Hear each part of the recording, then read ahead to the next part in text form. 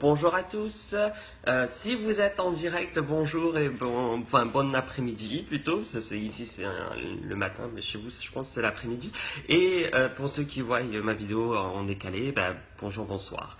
Donc aujourd'hui, juste petite introduction. En fait, à la base, c'est comme j'ai expliqué dans ma dernière vidéo, vidéo YouTube de temps en temps, c'est pas très cool. Et donc on est en plein direct, donc automatiquement il y a le Facebook qui sonne. Donc voilà, et en fait je voulais vous parler d'une formulation qui est présente dans mon livre, qui est écrit en créole louisianais, et je voulais juste parce que beaucoup de gens sont venus me demander qu'est-ce que ça signifie. Je pensais que c'était assez simple de compréhension, mais en fait, pour beaucoup, c'est pas compréhensible. Donc je vais vous la lire et vous l'expliquer, la traduire en fait. Et bon, par contre, mon créole est horrible, je vous le préviens, donc je vais mettre du temps avant de le lire. Alors, la première phrase dit mot appelé relais au grand maître une fois. Ça veut dire moi, j'ai appelé le grand maître une fois. Et puis bon Dieu pas répond à mot. Et puis le bon Dieu ne m'a pas répondu. Mot appelé relais au grand maître deux fois. Et puis bon Dieu, pas répond à mot. Donc moi j'ai appelé le grand maître deuxième fois et il n'a pas répondu. Et le bon Dieu n'a pas répondu. Moi appelé relais au grand maître trois fois et puis quelqu'un écoute à mot. Donc là, ça signifie moi j'appelle le grand maître trois fois et quelqu'un m'écoute.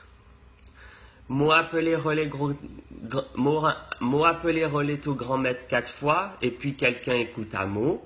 Mot appelé relais au grand maître cinq fois et puis quelqu'un écoute à mot. Écouter à mot. Mot appelé relais au grand maître six fois et puis quelqu'un écouter à mot. Mot appelé relais au grand maître sept fois et puis quelqu'un commencer cro à mot. Donc la septième ligne dit moi j'ai appelé le grand maître sept fois et puis quelqu'un commence à croire en moi. Mot appelé relais au grand maître huit fois et puis quelqu'un commence croire à moi. Donc à nouveau, mot appelé relais au grand maître neuf fois avec notre Seigneur. Aster, mot peut faire racine. Avec notre Seigneur maintenant.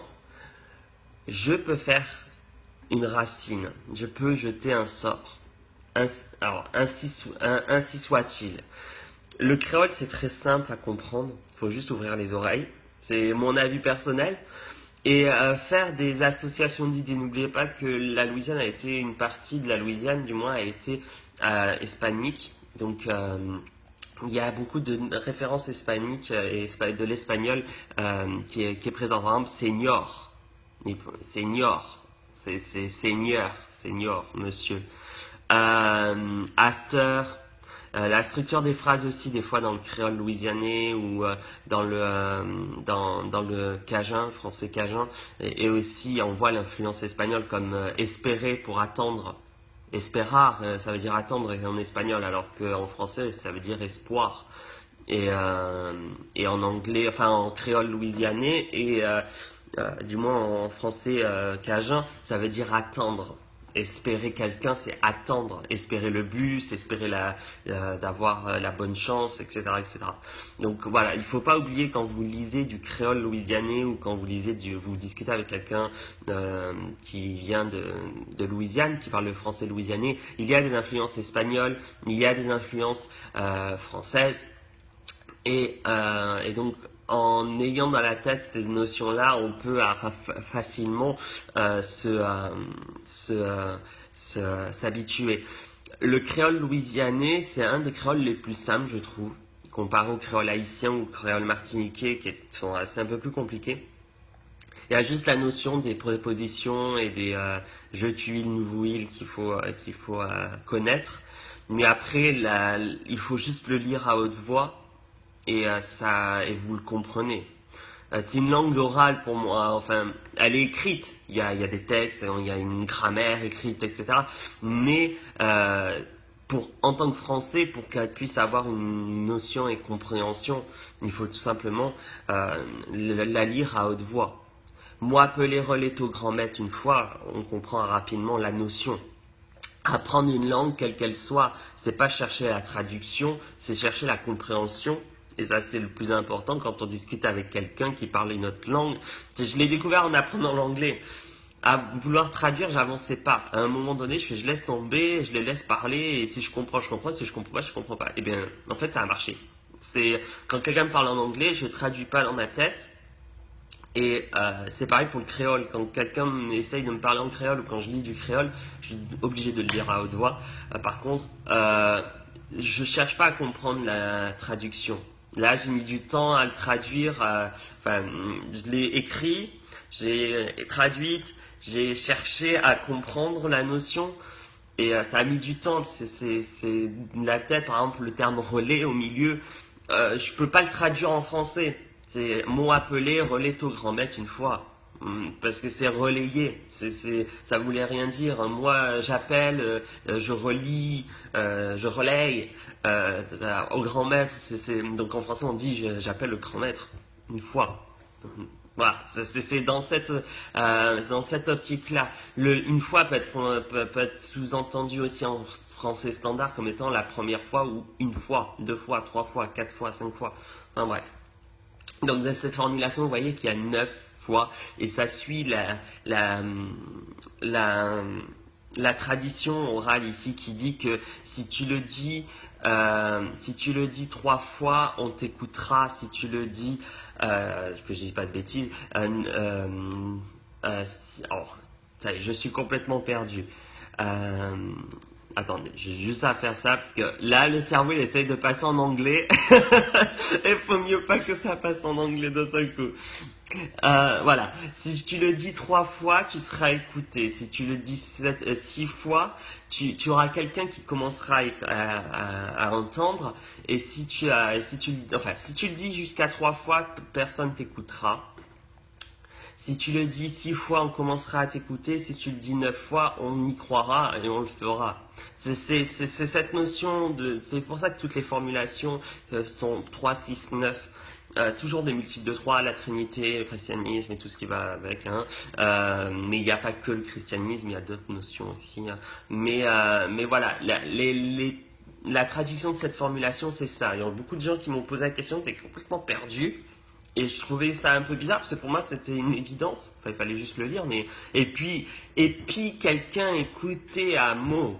Ok, je peux comprendre. Mais et puis quelqu'un écouter à mot. Bon, mot, M apostrophe, moi, mot, moi. Voilà, pour moi c'était une évidence, mais en fait pas du tout. Donc voilà, j'ai fait cette petite vidéo rapidement pour vous expliquer cette formulation que vous trouvez dans mon livre Apprendre le doigt avec l'oncle Ben. C'est la formulation qui était présente dans le chapitre sur les poudres, il me semble. Donc voilà. Donc vous voyez aussi la façon d'écrire ainsi soit-il. Et ça, c'est du pur créole louisianais. C'est vraiment pur créole louisianais. Ils disent pas amen, ils disent ainsi soit-il. Donc en créole. Donc voilà. Donc j'ai fait le tour de cette petite formulation. J'avais quelque chose à dire parce que j'ai eu pas mal de personnes qui m'ont posé la question. Mais qu'est-ce que ça veut dire? Comment on le prononce? Voilà. Donc voilà. Pour ceux qui veulent tout simple, le créole louisianais se prononce comme s'il se lit en tant que français. Mot appelé, relais, tôt, grand, maître, un fois. Le féminin n'existe pas. Mais. Et puis, bon Dieu, répond à mot ou répond à mot. Et, ça dépend des personnes qui le prononcent. Mot appelé, relais, tôt, grand, maître, 2 fois. Et puis, bon Dieu, répond à mot. Mot appelé, relais, tôt, grand, maître, 3 fois. Et puis quelqu'un écoutait à mot. Il y a une petite règle qui est présente chez les Cajuns, les Acadiens, donc les Cadiens, donc les Canadiens. C'est que pendant une période, ils ont refusé de prononcer les R finales. Fendre, c'est fende. Fondre, c'est fond ou fonde. Ils ne prononcent pas les R finales. C'est pour historiquement parlant, c'est lié au fait que pour refuser la royauté, ils ont, c'est la légende qui dit ça, ils ont décidé que dans la langue, ils refuseraient de prononcer le R comme royal final. Donc en fait, ça donnait une nouvelle forme de français. Et quand on les entend, des fois, il y a certains mots on ne comprend pas. Des fonds, des fendre, des fendes. Il y a des fois on ne comprend pas parce qu'on a l'impression que c'est pas c'est un autre mot, mais en fait c'est un bon mot. Donc, des fois, il est important de tendre l'oreille. Je l'ai vu une fois dans une vidéo d'une personne qui parlait en créole louisianais qui reprenait cette règle. Donc, il disait pas cro, mais co. C'est assez bizarre, mais il me paraîtrait que c'est assez normal. Donc voilà. Ou gant, ou grand, grand. Et en fait, il se peut que vous ayez, quand vous regardez des vidéos ou autres, des gens qui parleraient comme ça, et surtout les Français d'Acadie et les Français cajun, euh, c'est assez rigolo et il faut juste le souligner, quoi. Donc voilà, c'est une petite vidéo d'une dizaine de minutes pour vous expliquer cette formulation qui avait posé beaucoup de problèmes pour beaucoup de personnes. Donc je vous souhaite à tous une bonne journée, une bonne soirée, une bonne matinée, ça dépend de quand vous allez me voir. Et je vous dis à bientôt. Au revoir.